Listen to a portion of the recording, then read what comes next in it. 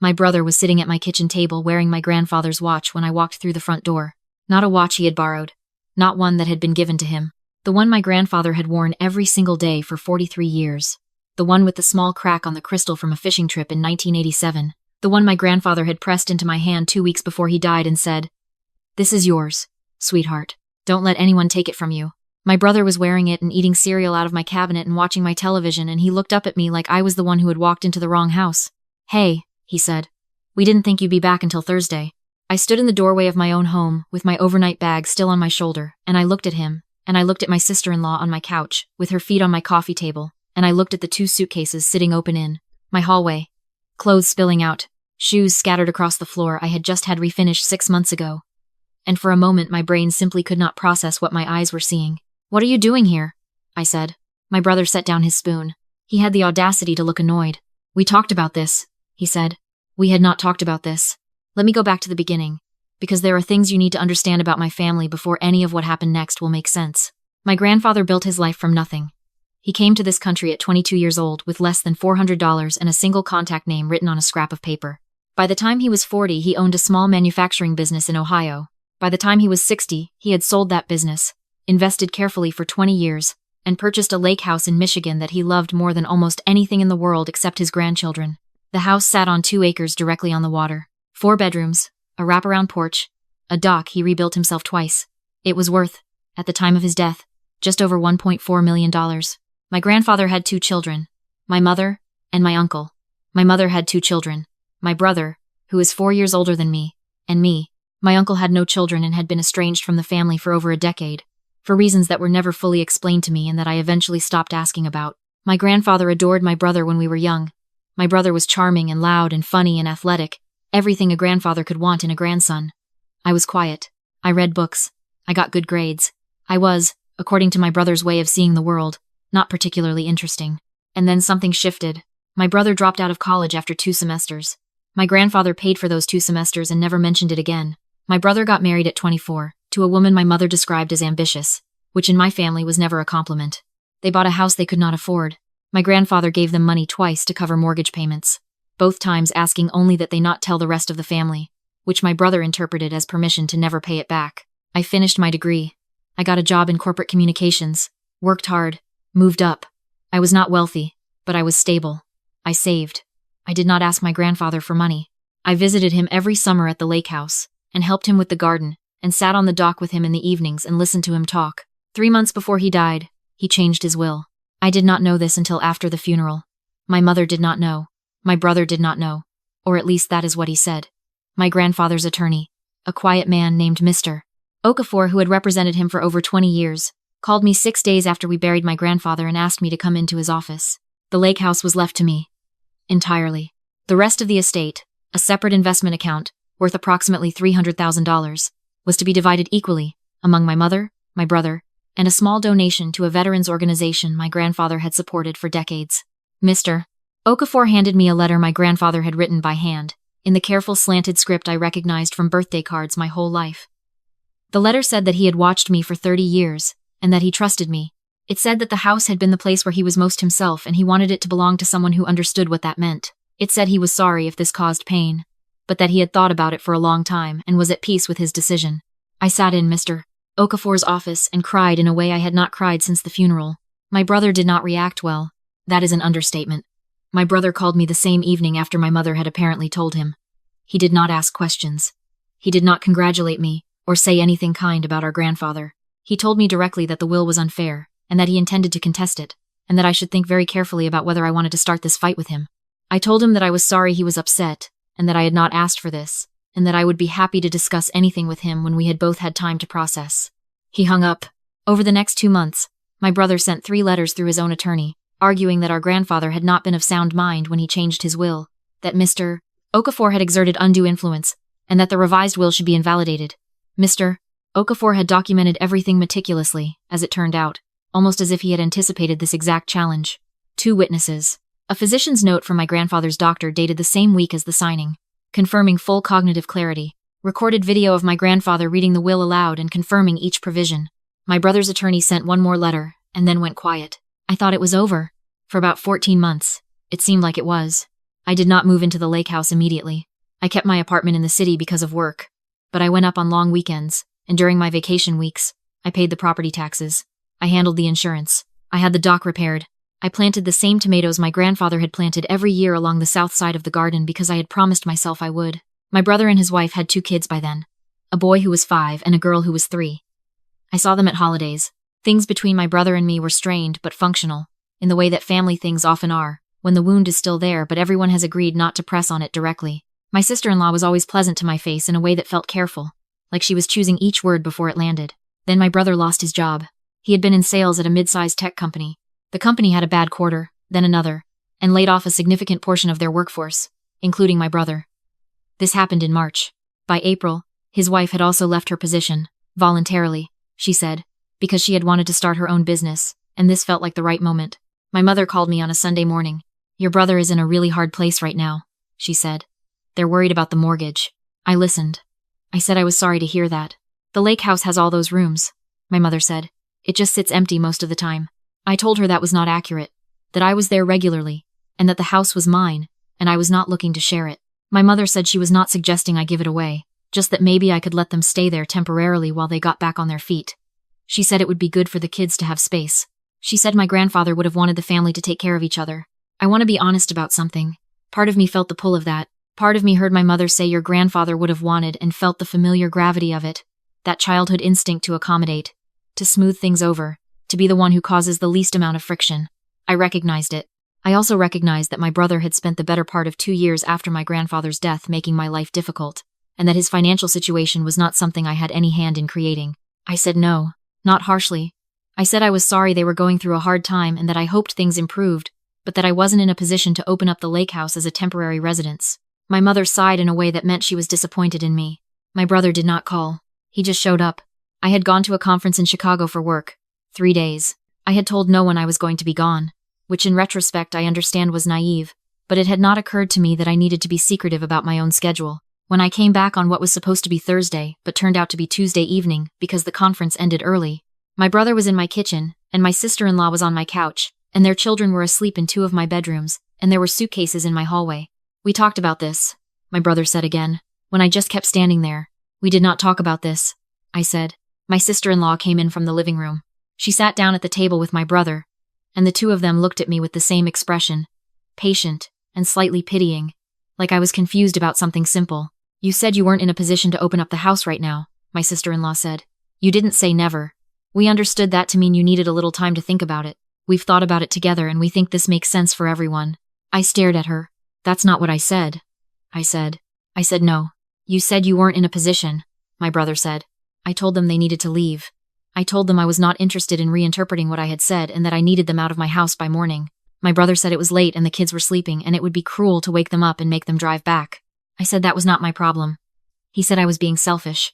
My sister-in-law said she understood this was a surprise and maybe we should all sleep on it. I was so stunned by the sheer velocity of their confidence that I went to my own bedroom, closed the door, and sat on the edge of my bed trying to figure out how any of this was happening. In the morning they were still there. I called a locksmith. While I was on the phone in the driveway, my brother came out and told me that if I changed the locks while their belongings were inside, I could face legal issues. He said he had done some research. He said in Michigan, once someone had stayed somewhere for a certain number of days and established a pattern of residency, the process for removing them was not as simple as changing a lock. I called my attorney that afternoon. Her name is Miss Hartley, and she has been my attorney for 4 years, and she is the kind of person who sounds completely calm when she is telling you something terrible. She told me my brother was not entirely wrong. She told me that because I had not immediately called the police the first night because I had, essentially, allowed them to remain, the situation was more complicated than it would have been if I had acted immediately. She told me she could still help me, but that it would take a little longer than I wanted. I want to explain why I didn't call the police that first night. I've thought about it many times since. Part of it was shock. Part of it was those children asleep in the bedrooms. Mostly it was something I'm less comfortable admitting, which is that I grew up in a family where calling authorities on your own relatives was treated as a kind of nuclear option. The thing you did only if you were willing to end the relationship completely and be seen as the one who ended it. I had spent my whole life trying not to be seen as the difficult one. I walked back inside and went to my room because some part of me still believed there was a version of this that didn't require me to become the villain of the family story. That instinct almost cost me everything. What happened over the next several weeks was a slow escalation that I can only describe as a coordinated occupation. My brother and his wife were never overtly hostile. They were, in fact, aggressively pleasant. Helpful even. My sister-in-law cooked dinners. My brother fixed a leaky faucet in the upstairs bathroom. The children were sweet and well-behaved. On the surface it looked, from the outside, like a family sharing a home. Underneath it, something else was happening. I found papers on the kitchen counter one morning, printed documents about cohabitation agreements and shared property arrangements. My sister-in-law said casually that she'd just been doing some research, exploring options. Another morning I noticed that my grandfather's fishing gear, which had been stored in the garage since his death, had been reorganized and placed in a corner with my brother's outdoor equipment as if it had always been there together. Small things, incremental things, the kind of things that individually mean nothing, and collectively mean everything. Then my neighbor, a retired woman named Mrs.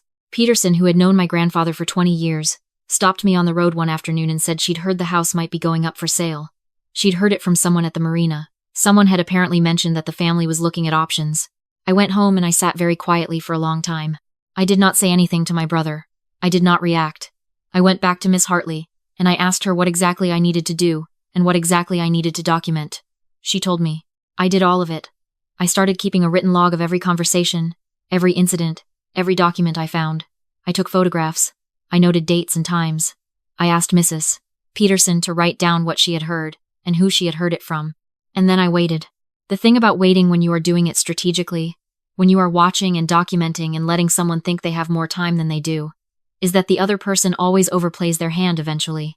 I knew my brother. I knew his wife. I knew that patience was not something either of them had ever had to cultivate. 6 weeks after they moved in, I received a letter. It was addressed to me but sent to my city apartment address, forwarded to the lake house by my mail service. It was from a law firm I did not recognize, a 3-person practice in a town 2 hours away. The letter informed me that my brother and his wife had filed a claim asserting co-ownership of the property based on, and I want to be precise here, a document they alleged proved my grandfather had verbally intended to leave the property jointly, and that the final will had not accurately reflected his wishes. Attached to the letter was a photograph of a handwritten note. It was on my grandfather's stationery. It used my grandfather's name. It said, in handwriting that looked almost but not entirely like his, that the lake house should remain a place for the whole family, and that both his grandchildren should have an equal share in it. I read it twice. Then I scanned the document and sent it to Miss Hartley with one sentence. Is this what I think it is? She called me within the hour. She said it was almost certainly forged. She said the language was inconsistent with how my grandfather typically wrote, based on documents we had from the estate. She said the stationery could be obtained. She said handwriting analysis was something we would want to pursue immediately. She said she needed me to gather every piece of my grandfather's authentic handwriting I could locate, and that she was going to refer this to a forensic document specialist she had worked with before. I had, as it turned out, kept everything. Birthday cards going back 15 years. 2 letters he had written me when I was in college. A note he had tucked into the fishing rod case when he gave it to me. The original handwritten letter Mr. Okafor had given me after the will reading. I had all of it. The forensic specialist was a woman named Dr. Finch, and she was meticulous in a way I found deeply comforting. She spent 2 weeks comparing letter formations, spacing, pressure patterns, the particular way my grandfather formed his lowercase g and his capital F. When her report came back, it was 31 pages. Her conclusion, stated with what she described as a high degree of professional certainty, was that the document my brother's attorneys had submitted was not written by the same person who wrote the authenticated samples. It was a forgery. Miss Hartley filed a response with the court that included Dr. Finch's full report.